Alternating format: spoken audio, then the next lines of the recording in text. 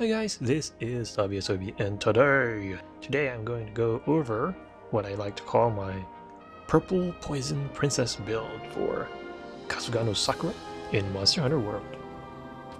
Now there's a reason why I call this the Purple Poison Princess build. A raison d'etre, so to say. Am I using that right? For those of you who played Monster Hunter Generations, you might remember that it had a monster called the Dread Queen Raytheon. At least that's what it was called in English. A cool name for sure, but quite different from the Japanese name. Now, as far as the Japanese name is concerned, if you looked at the kanji, you'll notice that it actually uses the characters for purple, poison, and princess or maiden. And so before it was translated to English for Generations, I used to call the gear or the armor from the Dread Queen Raytheon in Monster Hunter Cross the Purple Poison Princess gear, or PPP for short. Triple P. Now, while going through the skills for Sakura's armor set, I couldn't help but notice that it came with the set bonus skill for the Pink Raytheon Mastery, which is Poison Duration Up. Normally you get that from equipping 3 pieces of Pink Raytheon armor, but in this case the Sakura armor is an entire set, so it's one of those either-or propositions where you either wear the whole thing or you don't wear it at all. Anyway, since it comes with the Pink Raytheon Mastery skill, I figured it might be good to see if I could optimize it by maximizing the poison skills when I use the armor set. I mean, obviously it has other skills in there like Latent Power, 2 out of 5 pretty much for that. Evade Window, so level 2 out of 5 as well. And then 1 point of attack boost, 1 point of defense boost, Resuscitate level 1, which is the max for that skill, and then 1 out of 3 levels of Stamina Surge. Now, since it comes with level 2 of Latent Power, that means you get 20% increased affinity and 10% reduced stamina depletion when the skill triggers. And to trigger that skill, you pretty much need to take a certain amount of damage, I believe 180, or pretty much tussle with a monster for more than 5 minutes. And once it activates, it'll last for 90 seconds. So it's a bit situational, but when it does take effect, it's actually pretty good. I remember wondering why I was triggering all these critical hits when I was hunting a monster at one point with this armor. And that's when I remember seeing the glowing hand or arm, and I'm like, oh, it's Latent Power.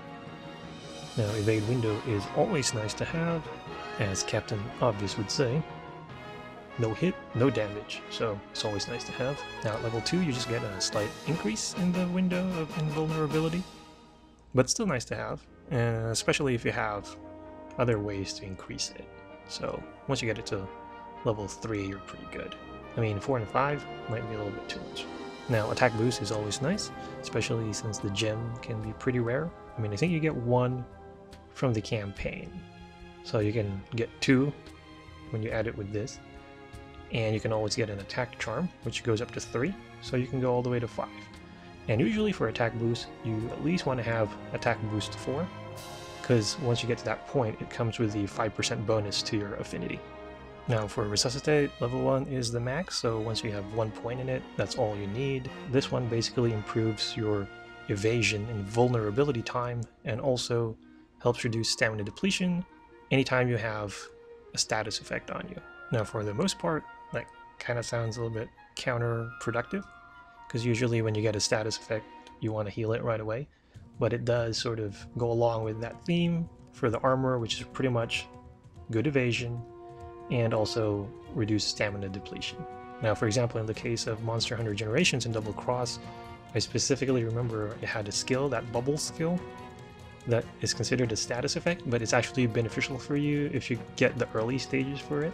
And so that status effect combined with a skill like this was actually a great thing to have back in Generations.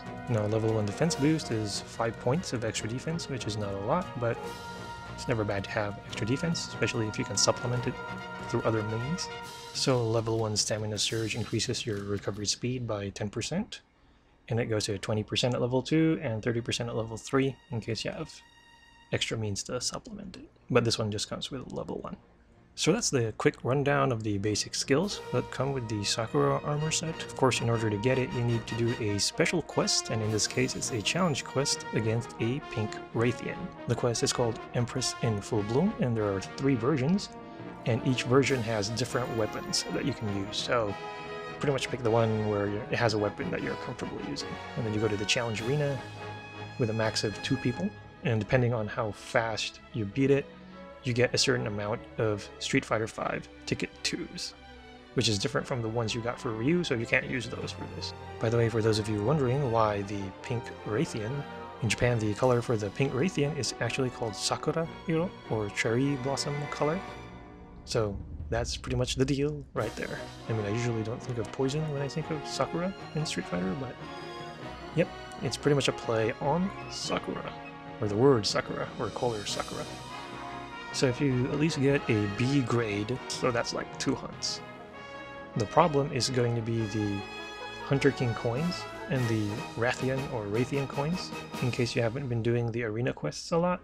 Now in my case, I've done a lot of arena because I've pretty much unlocked a couple of arena-based armor sets. So I have a lot of Hunter King coin.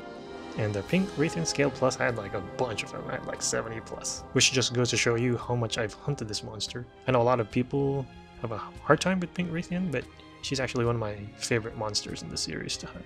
I just find her pattern to be in that sweet spot where it's not super easy, but it's not crazy hard where you just think, man, this is impossible.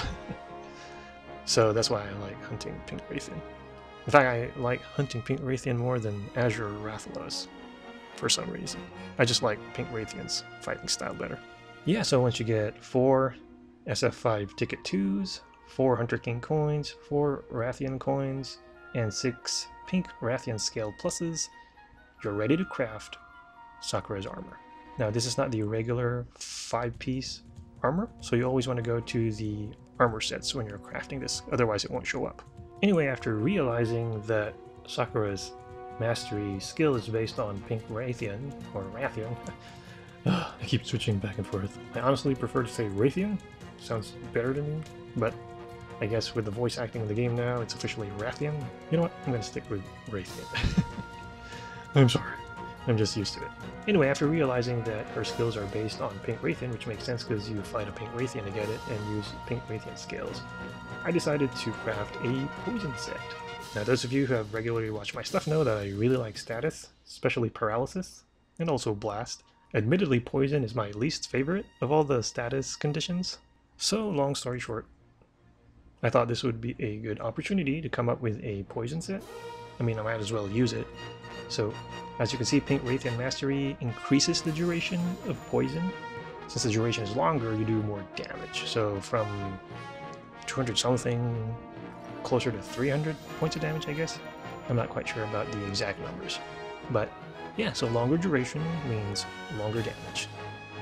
Because the tick of poison damage by itself isn't a lot, I think it's 10 points, but it does add up over time, especially when you're fighting a monster that is susceptible to it. So that includes Uragaan, Tobikadachi, Great Jagras, but I mean, what's Great Jagras not weak against? Dodogama, and my least favorite Elder Dragon to hunt, Kushala Daora. Oh my god, just thinking of Kushala stresses me out. Especially if it's a tempered Kushala. Like, I'm a guy who usually doesn't like to use flash bombs or spam flash bombs. But against Kushala Daora, my god. I break that principle pretty much. But because of the recent patch, you know, you can't flash bomb tempered Kushala like more than 4 times. So it's a real pain, especially if you get to her roost or his roost, where you have to fight him in that really cramped spot and he's throwing all these tornadoes around and flying up in the air. So sometimes I actually just save my flash bombs until the end part of the hunt, just so I could use it if it comes to that. Yeah, Kushala Daora. Give me Valhazak, Teostra, and Nergigante anytime.